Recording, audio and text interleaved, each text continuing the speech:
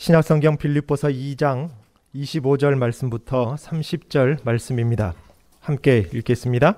그러나 에바브로디도를 너희에게 보내는 것이 필요한 줄로 생각하노니 그는 나의 형제요 함께 수고하고 함께 군사된 자요 너희 사자로 내가 쓸 것을 돕는 자라. 그가 너희 무리를 간절히 사모하고 자기가 병든 것을 너희가 들은 줄을 알고 심히 근심한지라. 그가 병들어 죽게 되었으나 하나님이 그를 긍휼히 여기셨 뿐만 아니라 또 나를 긍휼히 여기사 내 근심 위에 근심을 면하게 하셨느니라. 그러므로 내가 더욱 급히 그를 보낸 것은 너희로 그를 다시 보고 기뻐하게 하며 내 근심도 덜려 함이니, 이러므로 너희가 주 안에서 모든 기쁨으로 그를 영접하고 또 이같 존귀히 여기라.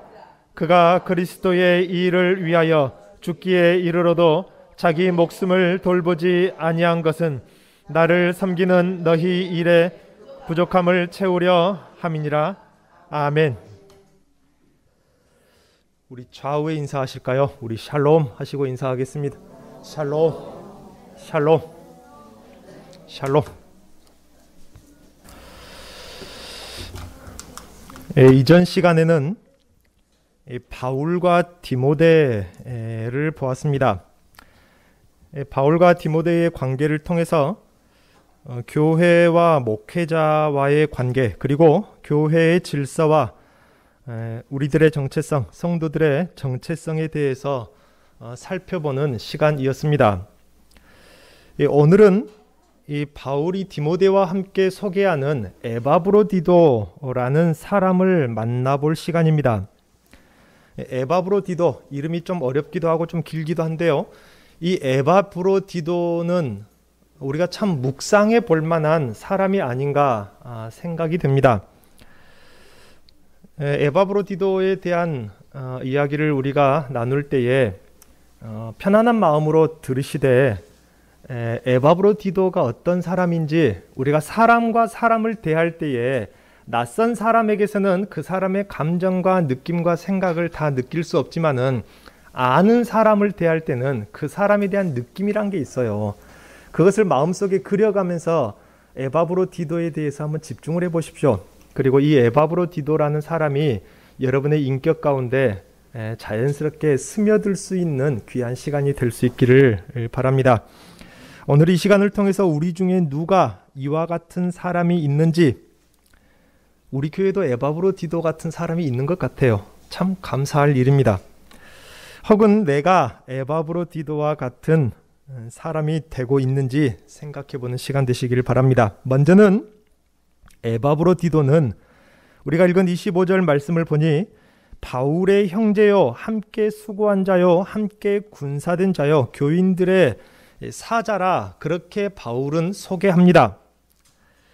에바브로디도를 가리켜서 바울은 자신의 형제라고 했습니다. 형제라는 말은 단순히 혈육을 말하는 것이 아니라 명예와 수치를 함께하는 사람을 두고 하는 말입니다.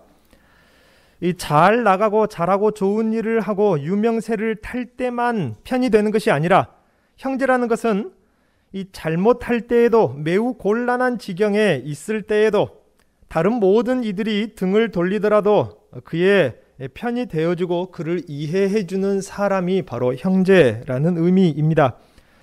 여러분은 다른 성도들의 형제와 같습니까? 힘들고 어려울 때도 우리 교인들의 편에 설 수가 있나요? 곤란한 지경, 다른 이가 등을 돌리는 지경에라도 그의 편에 설 용기가 있습니까? 아무리 은혜 받고 성령을 체험해도 정작 힘든 문제, 그가 고민하는 문제에 함께하지 않는다면 그 사람을 가리켜서 형제라 말할 수는 없는 것입니다. 지금 나는 누군가의 형제인지, 이 교회의 형제가 되고 있는지 묵상해보는 시간 되시기를 바랍니다. 또한 형제는 어떤 사람입니까? 부모를 함께 닮은 사람이 바로 형제입니다. 먼저 바울 사도는 그 마음이 예수 그리스도를 닮았음을 우리가 빌립보서를 통해서 너무나도 잘 아는 바입니다.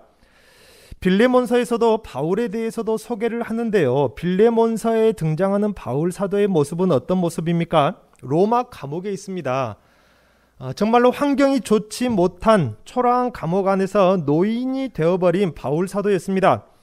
그러나 그 바울 사도의 초라한 모습, 그는 마지막까지도 남아있는 그 힘으로 한 영혼을 살리고 세우려는 열정을 가지고 있는 사람이 바울 사도였어요.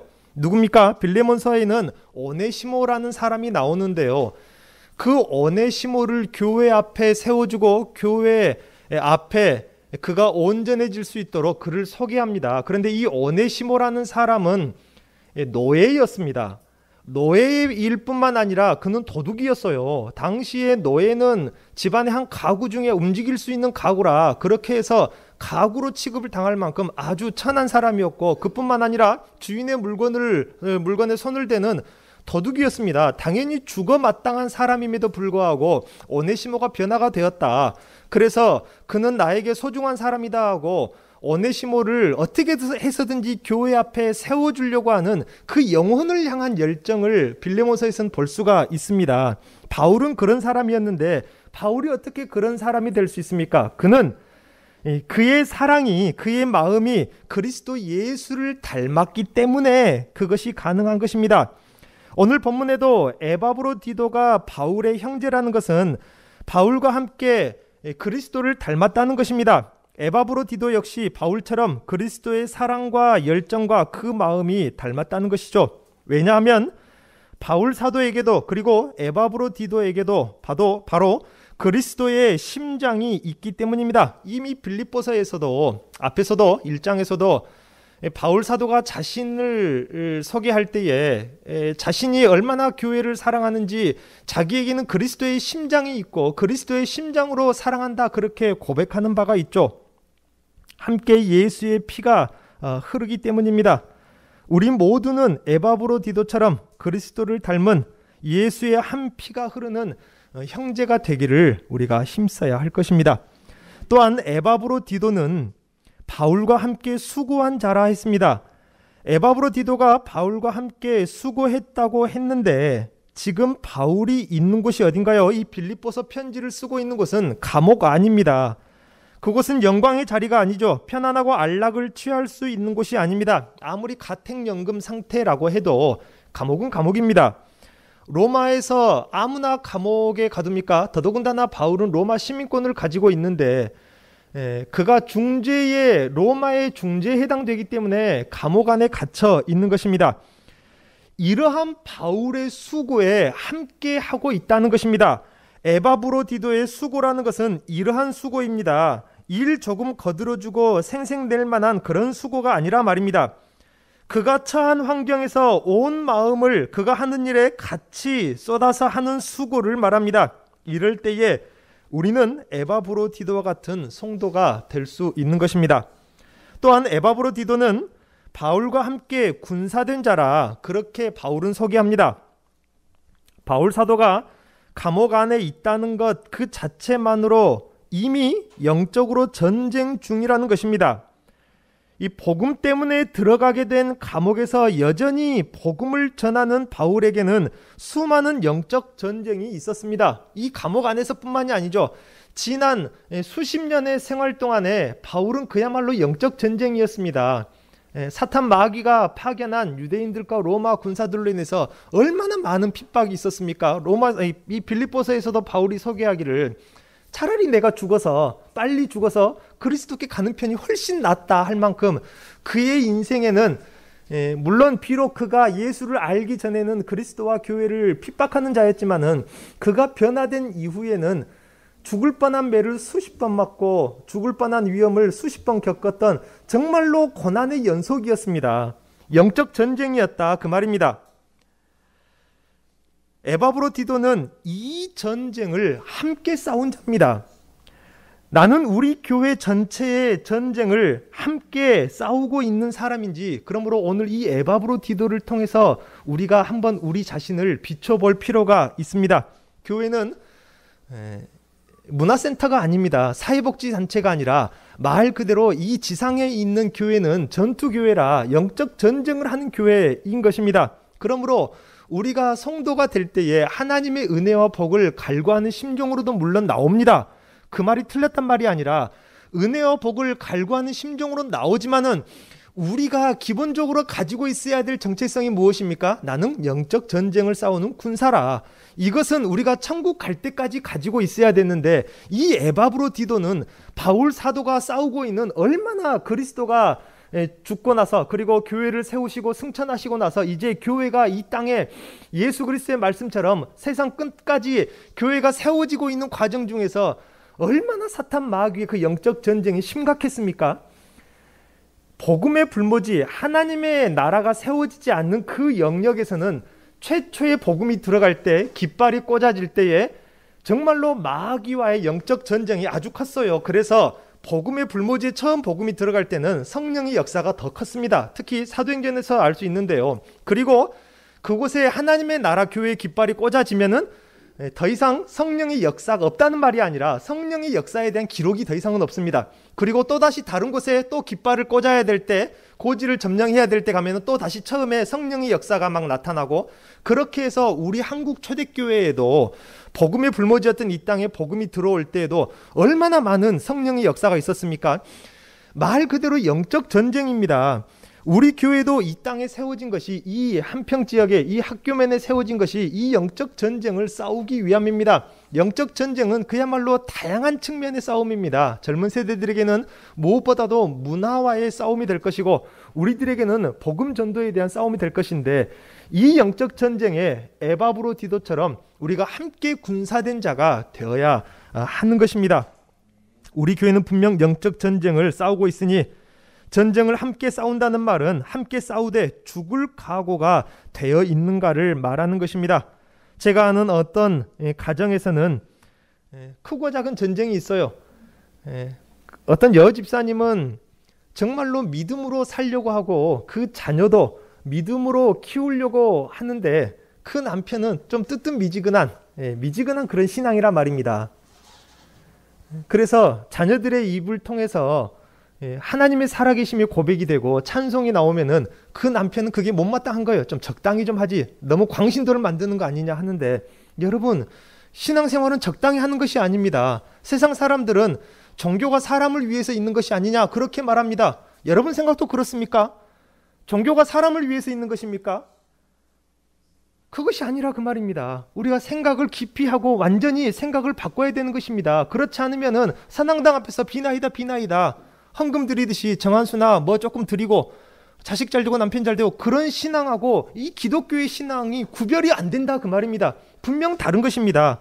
신앙생활은 적당히 갖는 것이 아닙니다. 적당히 하려고 하지 마십시오. 예배가 되었든지 찬양이 되었든지 기도가 되었든지 말씀이 되었든지 뜨겁지 못할 거면 차라리 차갑든지. 어디에 나온 말씀입니까? 요한계시록에 나온 말씀이, 뜨겁지 못하면 차라리 차갑든지. 미지근하니까 내가 토할 것 같다. 그리스도께서 그렇게 교회를 향해서 말씀하시는 것을 우리는 기억합니다. 우리는 함께 군사된 자입니다. 죽을 생각을 당연히 해야 되는 것입니다. 우리가 평안하고 은혜를 누릴 때가 분명히 옵니다. 그러나 그때가 지금은 아니라 하나님께서 잠시 그늘에서 쉬게 할 것이고, 떡과 물로 우리의 목마름과 우리의 배고픔을 달래주는 일도 물론 있습니다. 그러나 하나님께서 우리에게 주시는 은혜는 군사된 자로서 군사된 사명을 다할 수 있도록 은사적으로 채워주시는 것이지, 여러분이 온전히 누릴 그 평안과 은혜와 복과 영생 복락, 그 기쁨은 이 땅에서가 아니라 이 전투 교회를 벗어나서, 이 육신 장막을 벗어나서 하늘나라에 갔을 때에, 그곳 그 교회에 갔을 때 그곳에서 비교할 수 없는 이 보상으로 여러분이 누리게 될 것입니다. 그러니 그것을 기대하시고, 지금 우리는 영적 전쟁에 죽을 각오를 하고 기도하고 싸우고 예배하고 해야 하는 것이라 그 말인 것입니다. 교회의 영적 씨름에 함께 싸우기는 하겠는데 내가 죽을 정도까지는 하고 싶지 않다라고 생각한다면은 어쩌면 그는 에바브로디도가 아니라 그 말입니다.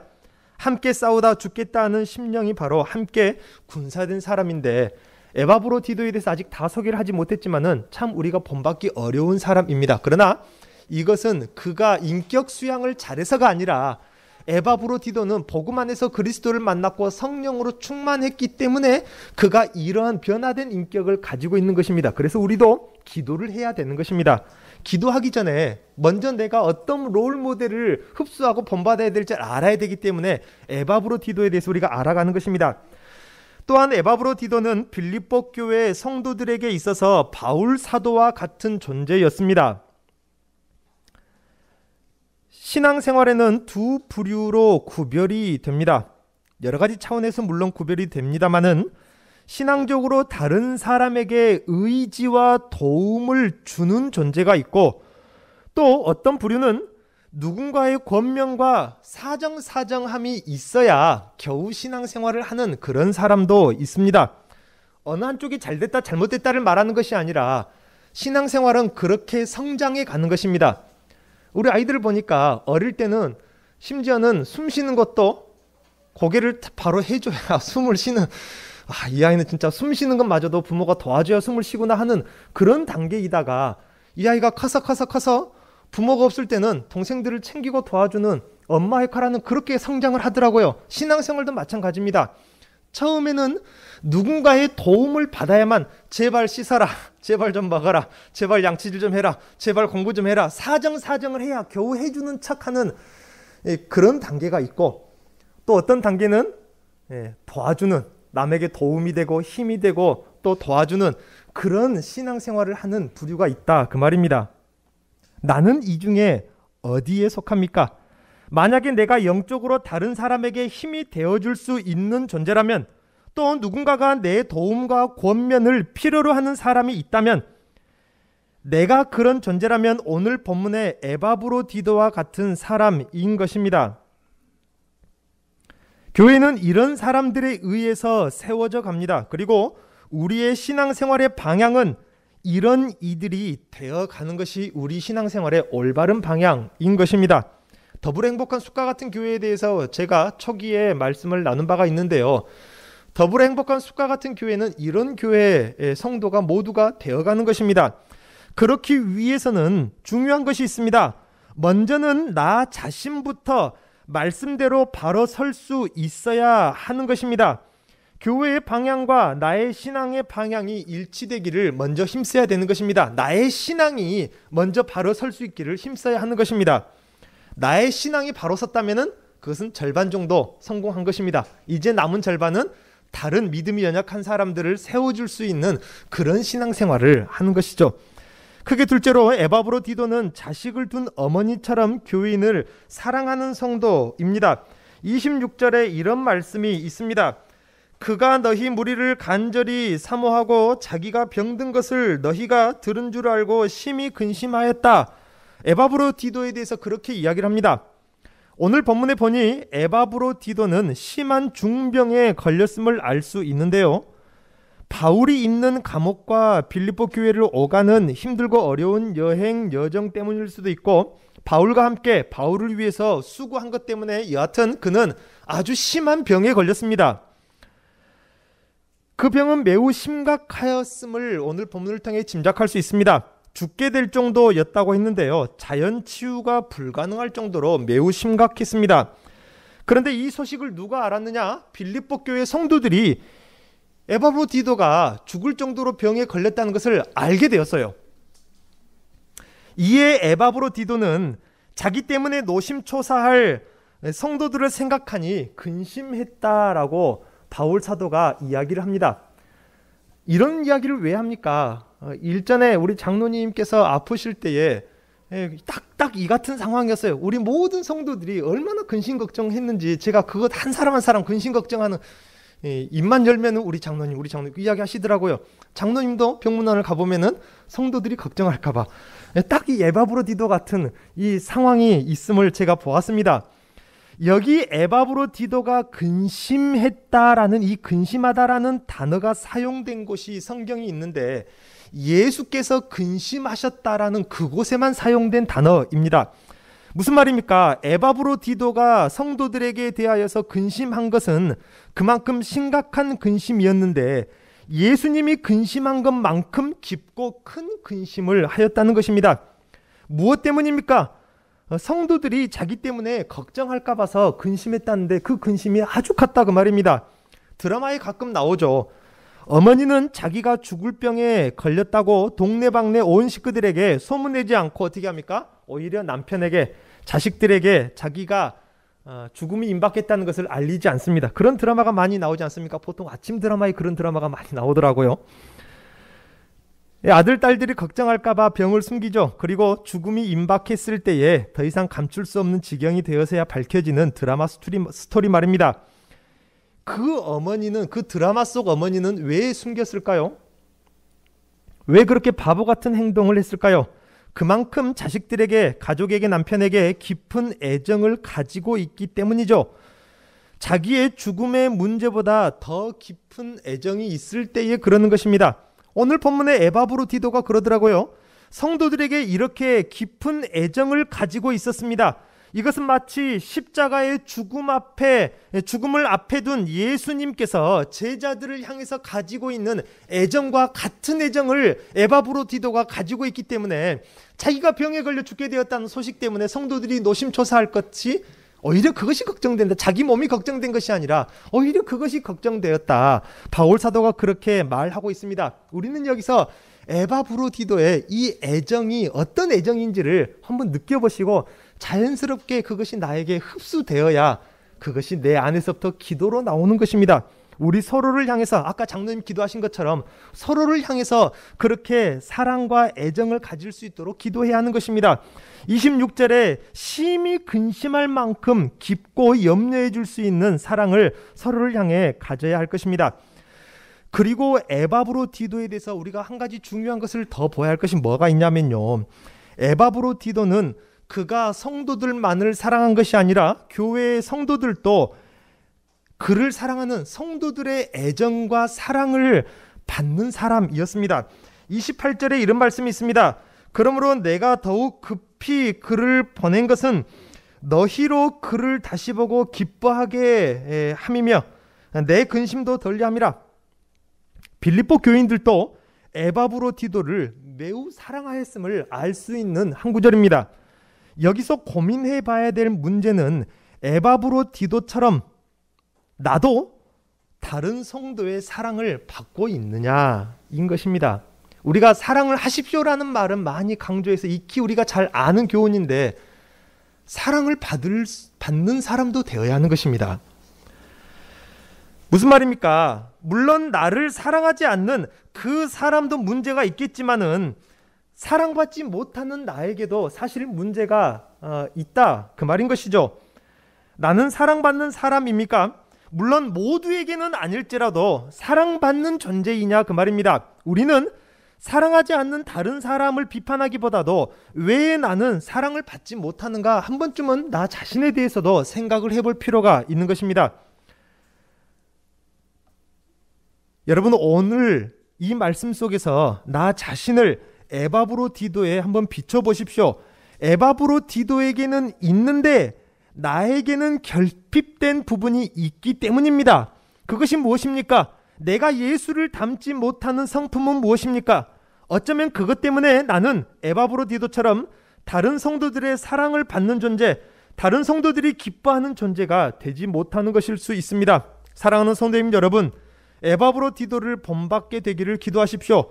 우리도 사랑받는 존재, 우리를 기뻐하는 존재가 되기 위해서 아직 본받을 점이 마지막으로 한 가지가 더 있습니다. 30절에 이런 말씀이 있습니다. 내가 그리스도의 일을 위하여 죽기에 이르러도 자기 목숨을 돌보지 아니한 것은 나를 섬기는 너희의 일의 부족함을 채우려 함이라. 지금 바울 사도가 에바브로디도에 대해서 이야기를 하는 구절입니다. 30절을 보면은 에바브로디도는 그리스도의 일, 즉 바울 사도의 복음의 일을 돕는 일을 하다가 죽게 되었다고 했는데요. 정말로 그가 심각할 정도로 죽게 되었습니다. 에바브로디도는 교회 목회자 바울 사도의 일에, 교회의 일에, 그리고 주님의 일을 죽을 정도로 했다 그 말입니다. 우리는 여기서 중요한 에바브로디도의 신앙을 생각해 볼 필요가 있습니다. 오늘 이 말씀을 드리고 싶은 말씀 중에 하나인데요. 오늘 본문 30절에 자신의 목숨을 돌보지 않을 정도로 주님의 일을 했다고 하는 부분은 그 원문의 의미가 도박을 할 때 사용하는 단어입니다. 주님의 일 때문에, 바울의 복음의 일 때문에 자기 몸이 완전히 부서질 정도로, 자기 목숨을 돌보지 않을 정도로, 죽을 정도로 주님의 일에 매달렸다. 에바브로디도가 그에 사용되는 단어가 도박을 했다라는 단어와 같은 단어를 사용했다, 그 말입니다. 여러분, 도박이 어떤 것인지 아시죠? 도박이 무엇입니까? 돈과 같은 내 소유를 걸고 승부를 겨뤄서 이기면 그 소유의 갑절을 가지는 것이고, 지면은 그것을 잃는 것입니다. 여기에서 소유가 세상 도박에서는 작은 돈에서 수억 원에 해당되는 큰 돈을 걸기도 하지만, 돈이 없을 때는 드라마에 나오는 것처럼, 저도 드라마를 거의 안 보는 사람입니다만은 보면은 그런 게 많이 나오더라고요. 드라마에 나온 것처럼 돈이 없을 때는 집 문서를 걸기도 하고, 집 문서를 걸고 도박을 한 사람들은 드라마 주인공에서 지금까지 내기에서 이긴 사람 본 적 있습니까? 한 번도 없어요. 집 문서가 나왔다면 일단 그 사람 인생은 끝나는 것입니다. 결국 잃게 되고 말죠. 오늘 본문의 에바브로디도의 이름의 뜻 안에는 역시 도박이라는, 이 도박하다라는 의미가 담겨져 있는 이름이 에바브로디도의 이름입니다. 참 아이러니하죠. 오늘 본문에서 에바브로디도는 이 도박에 걸어놓은 판돈이 무엇입니까? 지금 이 바울 사도는 비유처럼 말하기를 에바브로디도는 자기의 목숨을 내놓고 지금 도박을 했다, 지금 그 표현을 하고 있는 것입니다. 우리 말 번역이 좀 순화돼서 번역을 한 것인데요, 여기에 이 도박에 에바브로디도가 걸어놓은 판돈이 무엇입니까? 그것은 바로 자기의 목숨이었습니다. 목숨을 내놓고, 목숨을 걸어놓고 지금 내기를 한 것입니다. 에바브로디도는 자기의 목숨을 담보로 누구와 내기를 하고 있습니까? 그는 바로 하나님과 목숨을 건 내기를 하고 있습니다. 자신이 죽게 될지 살게 될지 모를, 죽든지 살든지 목숨을 내걸고 주님의 일을 하고 복음 사업에 전념하며 하나님과 내기를 하고 있다, 그 말입니다. 우리가 마지막으로 에바브로디도에게서 배워야 할 성도로서의 모습은 바로 이것입니다.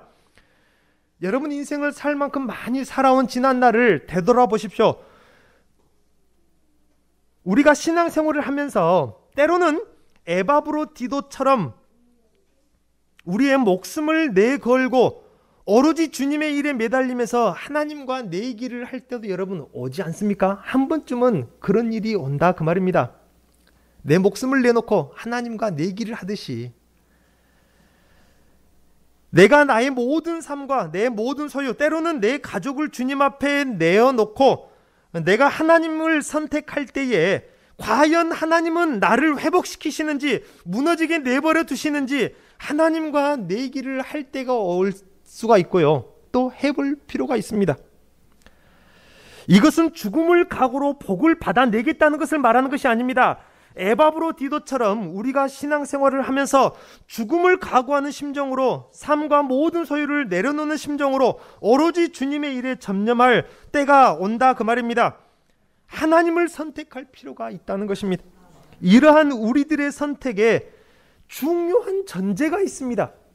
이 전제가 없이 하나님과 이런 내기를 했다가 큰 상처를 입고 오히려 교회를 떠나는 경우가 있습니다.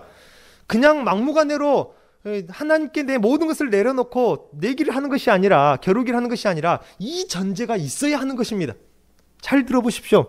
다니엘서 3장에 이런 말씀이 있습니다. 이제라도 너희가 예비하였다가 언제든지 나팔과 피리와 수금과 사명금과 양금과 생황과 모든 악기 소리를 듣거든 내가 만든 신상 앞에 엎드려 절하면 좋거니와, 너희가 만일 절하지 아니하면 즉시 너희를 극렬히 타는 풀목 가운데 던져 넣을 것이니 능히 너희를 내 손에서 건져낼 신이 어떤 신이겠느냐. 기가 막힌 이 도박 내기의 상황입니다. 다니엘의 세 친구에 대한 이야기죠. 다니엘의 이 세 친구 사드락, 메삭, 아벳느고는 도박을 한 것입니다. 역시 담보는 무엇입니까? 목숨입니다. 지금 다니엘의 세 친구는 목숨을 내놓고 내기를 했어요. 목숨을 담보로 우상이 아닌 하나님을 선택한 것입니다. 다니엘의 세 친구들은 자신들의 목숨을 담보로 하나님과 지금 내기를 하는 것이죠. 하나님을 선택하면 자신들을 분명히 하나님이 살려줄 것이라 그 말입니다. 그래서 다니엘서 그 이하 3장 17절에 보면은 만일 그럴 것이면 왕이여, 다니엘의 세 친구들의 이야기입니다. 우리가 섬기는 우리 하나님이 우리를 극렬히 타는 풀무 가운데서 능히 건져내시겠고 왕의 손에서도 건져내실 것이라, 여기에 지금 내기를 건 것입니다. 그런데 만약에요, 여기서부터가 중요합니다. 그런데 만약에 이렇게 자신들의 목숨을 내걸고 내기를 해서 하나님을 선택하고 쇳덩이도 녹인다는 이 풀무불이란 말은 이 재련소에서 쇠를 녹이는, 쇠를 물로 만드는, 샘물을 만드는 그 불을 말합니다. 쇳덩이도 녹인다는 풀무불에 들어갔는데 그대로 타져서 죽어버렸다면 말입니다. 만약에 그때는 하나님께 뭐라고 할 거냐 그 말입니다. 우리가 생각해 볼 것은 이것입니다. 물론 여러분들의 믿음은 의심하지 않습니다. 그러나 여러분의 믿음을 의심하지 않기 때문에 이 전제를 우리가 이해를 해야 되고 가져야 된다 그 말입니다. 이렇게 해서 여러분의 인생을 던졌는데 하나님이 구원해 주지 않을 것이라면 그러면 하나님 원망할 거 아닙니까? 왕의 손에서 건져주지 않는다면, 풀무불 속에서 건져주지 않는다면 그때 가서는 뭐라 할 거냐 그 말입니다. 다시는 하나님을 쳐다도 안 볼 거냐 그 말이죠. 하나님을 떠날 거냐 그 말입니다. 무너져가는 사업 회복할 것을 기대하고 주님의 일에 매달렸는데, 죽어가는 생명이 소생될 것을 먼저 기대하고 주님의 일에 매달렸는데, 자식 잘 되기를 기대하고 주님의 일에 매달렸는데 만약 더 깊은 수렁으로 들어가 버린다면 하나님을 원망할 것이 아니냐 그 말입니다. 만약 이렇게 생각을 하고 사업과 목숨과 가족을 담보로 건다면 그것은 잘못된 생각입니다. 이것은 결국 주님보다 사업을, 주님보다 자신의 생명을, 주님보다 가족을 더 크게 생각하고 있는 것입니다. 에바브로디도는 그렇게 하지 않았습니다. 에바브로디도에게는 자신의 목숨보다 더 소중한 것이 주님의 일이었기 때문에 목숨을 내던진 것이고 주님의 일을 한 것입니다. 다니엘의 세 친구들도 자신들의 목숨을 살려줄 것을 먼저 기대했기 때문에 하나님을 선택했다는 말이 아니라 그 말입니다. 다니엘의 세 친구들은 이렇게 고백합니다. 다니엘서 3장 18절에 그리 아니하실지라도 왕이여, 이것이 필요하다 그 말입니다.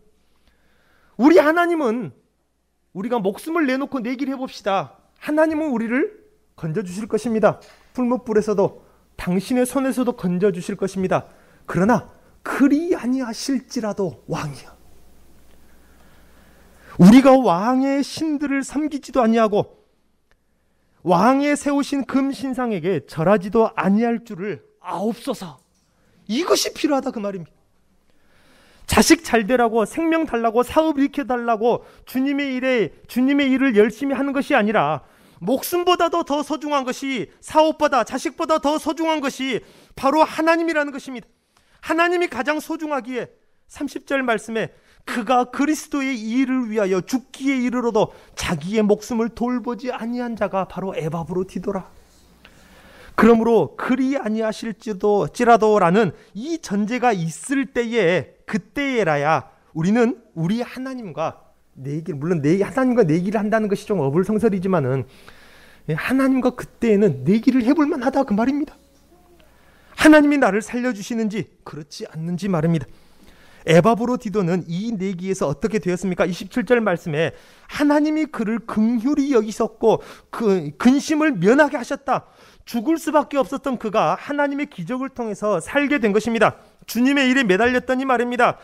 자기에게 주어진 사명에 매달렸더니 말입니다. 하나님과 내기에서 에바브로디도가 이긴 것이 아니라 하나님이 져준 것입니다.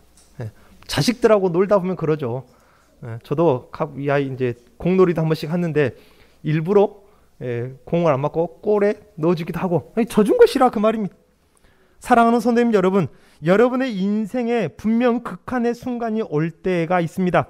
그때에 두 가지를 생각하십시오. 먼저는 주님의 일에 목숨을 내어 던진 에바브로디도를 한번 생각하시면서 그 넘기 힘든 고난의 파도, 그 산을 한번 이겨보시기 바랍니다.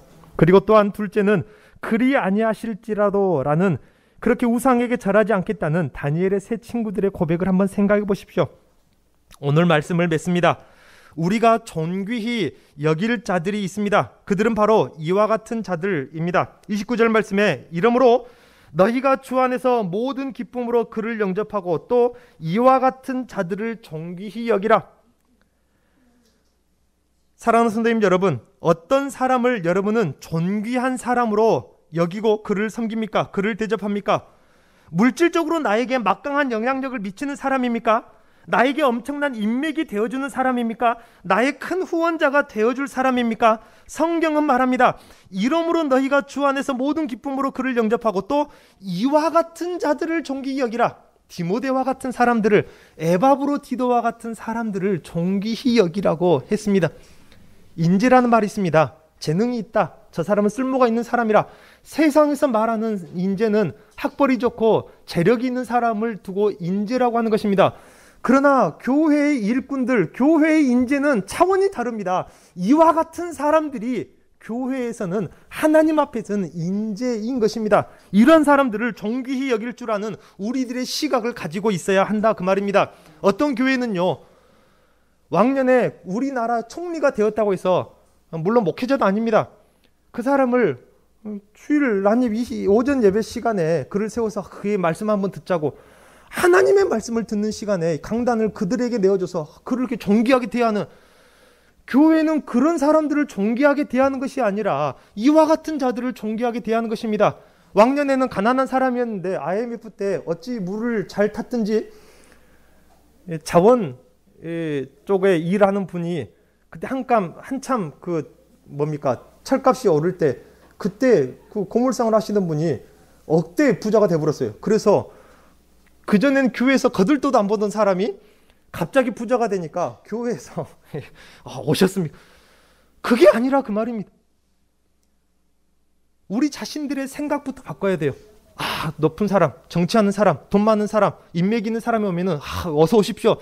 그런 사람을 존귀하게 대할 것이 아니라 이 디모데와 같은 사람, 에바브로디도와 같은 사람을 볼 줄 아는 눈을 가지게 하시고 해달라 기도하시고, 그런 사람들을 존귀하게 대하며 나 자신이 그렇게 존귀함을 받는 사람이 되기를 우리는 기도하고 힘써야 하는 것입니다. 여러분, 디모데와 에바브로디도와 같은 사람을 존귀하게 말하는, 존귀한 자라 그렇게 여기라 말하는 오늘 말씀을 여러분 기억하십시오.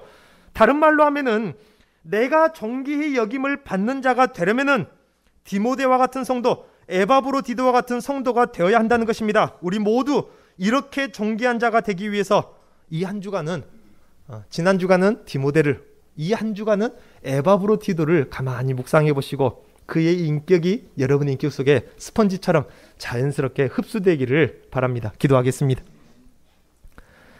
하나님 아버지, 감사합니다. 이 부족한 종이 말씀을 준비하고 연구할 때에 이 초대교회, 비록 외모는 작고 연약할지라도 이 교회 안에 디모데와 같은 성도, 또 에바브로디도와 같은 성도를 예비하여 주셨음을 깨닫고 하나님께 감사와 찬송을 돌립니다. 하나님께서 이렇게 예비한 자들로 이 교회 안에 앉히셨으니 이제 이 성도들을 통하여서 하나님의 큰 역사를 이루게 하시고 주님 오실 때가 가까워졌으며 또 세상에 난리 소문들이 들려옵니다. 이때에 주의 나라를 위하여서 쓰임받는 귀한 교회 모든 성도들이 될 수 있도록 성령께서 은혜와 은사와 충만함으로 함께하여 주옵소서. 예수님의 이름으로 기도하옵나이다. 아멘.